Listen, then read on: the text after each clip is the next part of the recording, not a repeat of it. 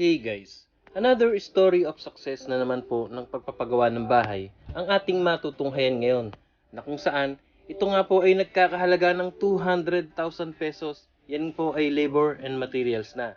So guys, ito nga po ibinigay ang full details ng mga materials na nagamit dito upang maihatid sa inyo at mailathala upang magkaroon din po tayo ng idea if ever na magpapagawa na tayo ng bahay, lalong-lalo na't kasukat ng bahay na ito na nagkakahalaga nga ng 200,000 pesos. So guys, tunay nga naman talagang napakasarap sa feeling kapag nakita mo na unti-unting nabubuo ang iyong pinangarap na bahay at kagaya nga po nito ni Mr. John Joben ay unti-unti niyang pinagawa ang kanyang bahay na ito hanggang sa nabuo at yun nga yung dating pinapangarap lamang niyang bahay noon ay unti-unti nang naisa sa katuparan ngayon.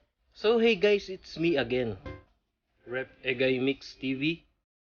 Just subscribe and click the bell for more videos update, and just call me Mr. Guys.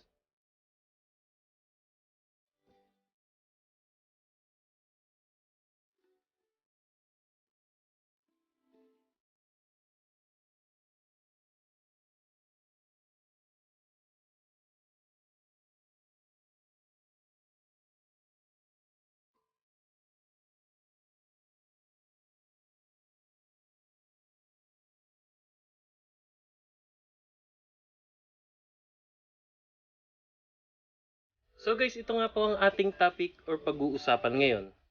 Ang pagpapagawa ng bahay ni Mr. John Joven Carlos.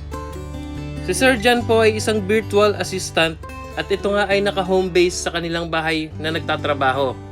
So anya nga ni Sir ay talagang pinagsumikapan niya ng gusto ang pag-iipon hanggang sa unti-unti niyang mabuo ang pinapangarap na bahay na ito para sa kanyang pamilya.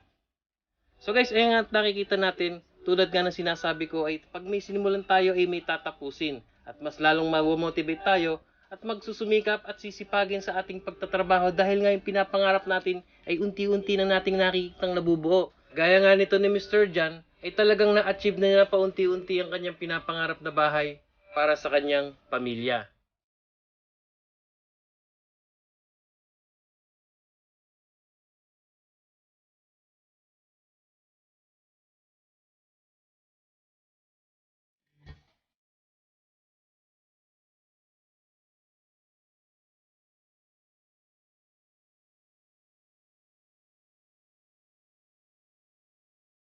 So guys, ayon nga po sa binigay na details ni Mr. John, na ang sukat po ng bahay na ito ay 16 feet by 25 feet. At ito po ay kinonvert natin by the meters at lumalabas po ito na 4.8 meters by 7.5 meters. At ito po ay nagtotal ng 36 square meters. So tamang-tama lang po ang sukat nito, hindi naman siya kalakihan, hindi naman din kaliitan. At yan nga ito ay nagkahalaga ng 200,000 pesos sa kanyang pagpapagawa ng bahay na ito, na kung saan ito nga ay meron pong 2 kwarto, kitchen and dining area, living room, toilet and bath, porch or terrace. And also guys, ito pong bahay na ito ay matatagpuan sa Cavite. Ito po ang hometown ni Mr. John Joben at ito po ang location ng bahay na ito.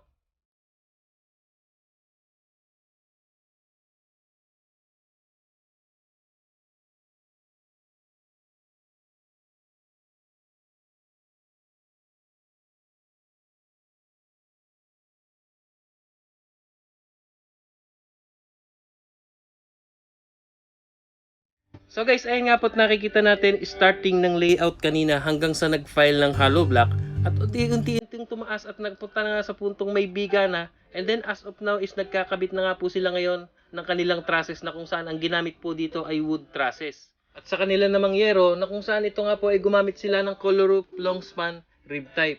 So guys, ito muna ang ating pag-usapan ngayon, ang nagastos dito about sa kanilang pagpapagawa ng bubong ng bahay na ito.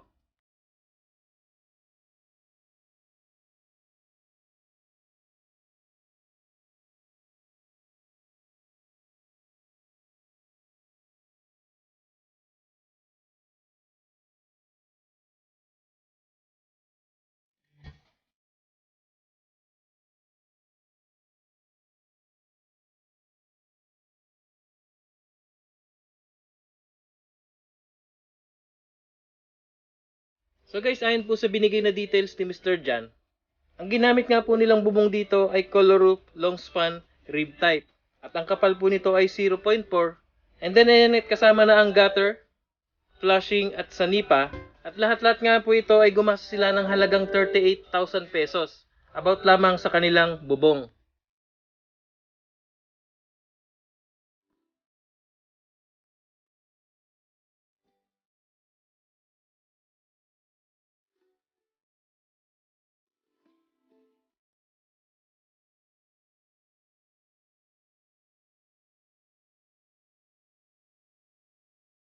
So guys, ito nga po pag-usapan muna natin ang pangunahing nagamit dito sa pagpapagawa ng structural ng bahay na ito. Naayon nga po sa binigay na details ni Mr. Jan, na ang nagamit po nilang hollow blocks dito ay umubos po ng 1,500 piraso, na kung saan ito nga sa sukat na 16 feet by 25 feet. And about naman po sa simento ay 120 pieces. At yan ay nakikita naman natin ay nakapalitada na po loob at labas ng bahay na ito. And about naman sa bakal, na kung saan ito po ay ginamitan nila ng 12mm at 10mm. At sa sand and gravel naman, ay nakagamit po sila dito sa sand ng 4.5 na elf. At habang sa graba, ay 1.5 elf naman. So yan pong details na yan ay ayon po kay Mr. Jan Joben. And also guys, dito naman po tayo about sa kanilang mga pintuan. Naayon nga po sa binigay na details ni Mr. Joben, na ito po ay merong 5 pintuan at yan nga ay kasama na ang hamba. Lahat-lahat po dito ay gumastos po siya ng halagang 10,000 pesos. About lamang po sa kanilang mga doors. And also guys, about naman po dito sa kanilang mga manggagawa na hinard. Naayon po sa binigay na details ni Mr. Jan, na kung saan ito po ay merong isang foreman, 4 na mason, at 5 laborer. Sa foreman po ay gumagana ng 700 pesos a day. And sa mason po ay 600 pesos per day. At habang ang labor ay 500 pesos per day. Yan po ay ayon kay Mr. Jan. And also guys, about po sa kanilang mga sliding windows and jalousies. At nakikita nga natin ay meron na. Naayon po sa details ni Mr. Jan is wala raw po itong bayad or libre. At hindi na nga niya nabanggit kung saan ito nanggaling. And about din sa mga kahoy, ay sariling kahoy din po nila ito. Naayon po kay Mr. Jan. Kaya daw ang ginastos niya dito ay halagang 200,000 pesos. Yan po ay labor and materials na. So yun nga guys, at nakita nyo gaano nga ba kalaki itong bahay na ito at napakarami niyang kinuhang mga manggagawa. Pero yun at ayon nga sa cost nito ay 200,000 pesos, less pa po dito yung kahoy at saka yung mga bintana. Pero kung iti susumahin natin at isasama na rin, let's say sa bintana ay gumastos siya ng halagang 20 to 22,000 pesos. And sa mga kahoy naman, sabihin na natin 25,000 pesos. Or plus 40 or plus 50. So ito nga ay medyo aabot din ng 250,000 pesos.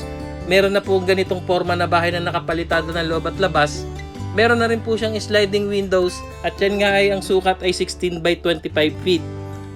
So yan nga at nakita natin guys ang kabuuan nito and congratulations po sa inyo Mr. Jan Joben Carlos na tunay nga namang pinagsumikapan nyo ng gusto ito na unti-unti yung pinagawa hanggang sa yung dating pinapangarap mo lamang na bahay noon para sa iyong pamilya ay etong at nasa totoong buhay na ngayon.